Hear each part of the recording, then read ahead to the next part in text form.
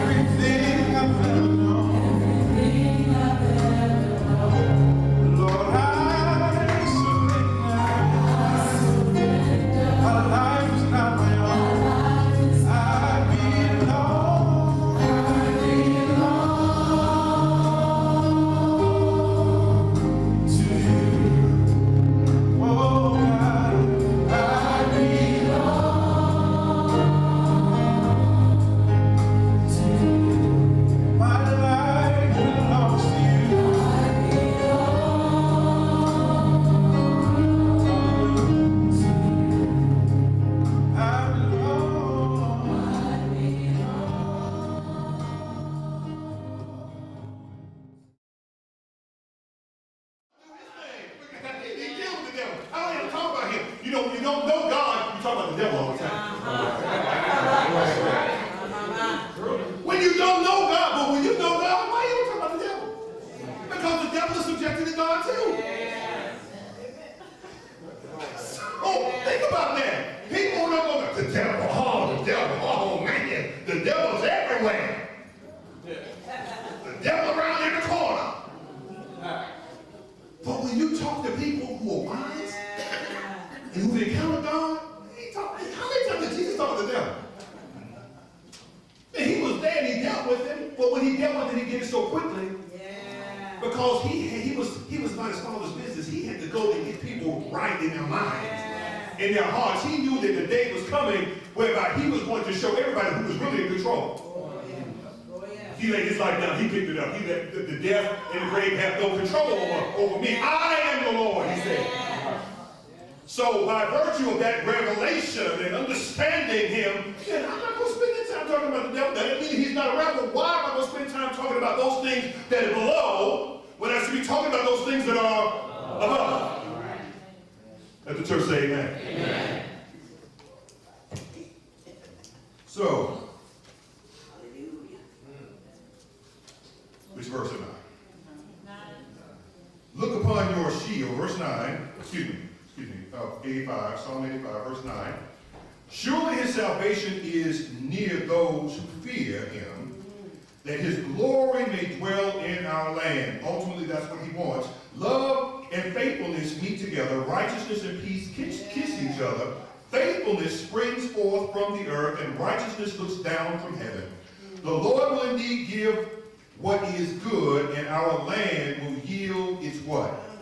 Its harvest. And then verse 13 says, righteousness goes before him and prepares the way for his steps.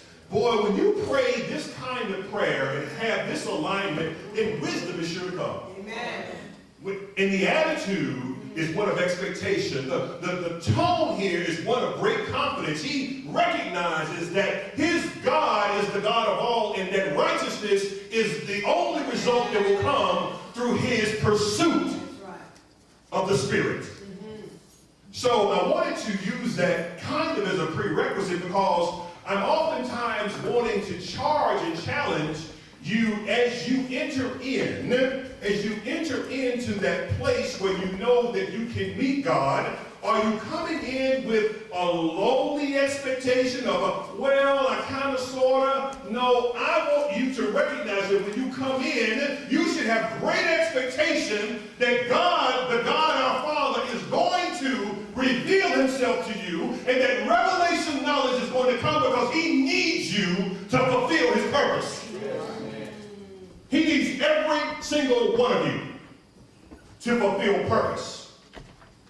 There are people that are already aligned in your path that he wants you to deal with. But not just you, but the Christ in you. Amen. So Psalm 85 helps us in terms of tone and attitude. I said to you in 1 Kings from last time, and we won't, we'll go to 1 Kings, because I want to again highlight King Solomon as he had his encounter. I'll give you just a moment to get to 1 Kings. Referred to as the wisest of all men in his day. From the deposit of wisdom that God gave him, the Proverbs were crafted. They were made from this great gift of wisdom. Yes. The Proverbs were made. We'll read the first 15 verses and then we'll press forward. 1 Kings 3, 1 through 15. Solomon made an alliance with Pharaoh, king of Egypt, and married his daughter. He brought her to the city of David until he finished building his palace and the temple of the Lord and the wall around Jerusalem. Verse 2. The people, however, were still sacrificing at the high places, because the temple had not yet been built in the name of the Lord. Solomon showed his what? For the Lord by walking according to the statutes of his father David. Let's underline verse 3 and highlight it, because this is a part of the engagement. He showed his love. How often do we show our love to God? Solomon showed his love for the Lord by walking according to the statutes of his father David, except that he offered sacrifices and burned incense on high places. Verse 4. The king went to Gibeon to offer sacrifices, for that was the most important high place, and Solomon offered 1,000 burnt offerings on that altar. At Gibeon, the Lord appeared to Solomon during the night in a dream. And God said, ask for whatever you want me to give you. Now, if God showed up for some of y'all and asked this question, some of y'all in your spirit would go, jackpot. That's what some of y'all would say in your spirit. Jackpot. But let's look at how Solomon handled it, okay? 6. I would say something about numbers, but I'm not going to say that. All right. 6. Solomon answered, you have shown great kindness to your servant, my father David, because he was faithful to you and righteous and upright in heart. You have continued this great kindness to him and gave him a son to sit on his throne this very day. So he's talking about the love of God and the grace of God and how God has aligned their family. Verse 7. Now, keep in mind, he hasn't answered the question yet. Now, O Lord my God, have you made your servant king in place of my father David? I'll read that again. You have made your servant king in place of my father David. But I am only a little child and do not know how to carry out my duties. Verse 8. Your servant is here among the people you have chosen, a great people too numerous to count or number. So give your servant what? A discerning heart / wisdom to govern your people and to distinguish between what? Right. I need a discerning heart to distinguish between right and wrong. We live in a world that does not recognize the Lord nor his truth. And we certainly see evidence in our own lives about the scars that we have incurred by virtue of us not knowing the difference between right and wrong. So now I pray for, which that doesn't suggest that you don't have it in the past, but let's look at the result from his request. For who is able to govern this great people of yours? Verse 10, 1 Kings 3. The Lord was what?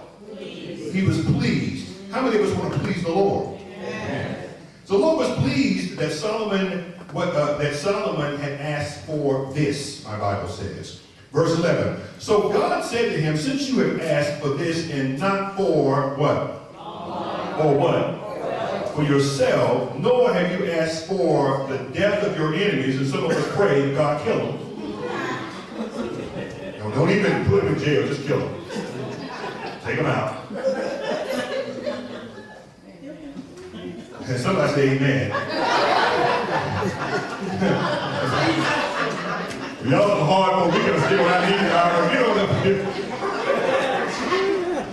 Okay, for definitely your enemies, but for discernment in administering justice. You know, keeping in mind he's the king, so he needed discernment. Verse 12. I will do what you have asked. This is the Lord speaking. I will give you what? A wise and discerning heart, so that they will never have, so that there will never have been anyone like you, so that there will never have been anyone like you, nor will there ever be. So God is setting him up to prosper. Setting him on a pedestal, not for men to exalt, but for those to see his glory. Verse 13. Moreover, I will give you what you have not asked for, both riches and honor, so that in your lifetime you will have no equal among kings. And if you walk in my ways, here we go, you got to underline 14, and this is pivotal. Verse 14 is pivotal to all of this, because God, he loves us, you've heard me say many times over, he loves us unconditionally, but there are conditions in our relationship with him. Now, he said he's going to give him this and more, but look at what it says. And if you walk in my ways and obey my what? And what? As your father David, or as David your father did, I will give you long life. And Solomon awoke, and he realized that he'd been in a dream. So look at how it was set up. Now, certainly God knew what Solomon was going to ask for before he asked. But for us, it is a massive teaching as it relates to the intent or the intentions of our heart and the density or the lack thereof. If we are true to the word, yes. If we've been witnesses of God's truth, and if we have had encounters with him to be more like him, because he chips away at who we are, so that he can come to the forefront, then it's not difficult to ask for this in the right way. To ask, not to, if I get wisdom, God will give me some money. See, some of us already got that. So remember I told you, come around the mountain. We pray the prayer game. Prayer game. You got to ask yourself the question: are you still praying the prayer game, or are you really truly yielding to the Spirit of God as He gives you what you should pray?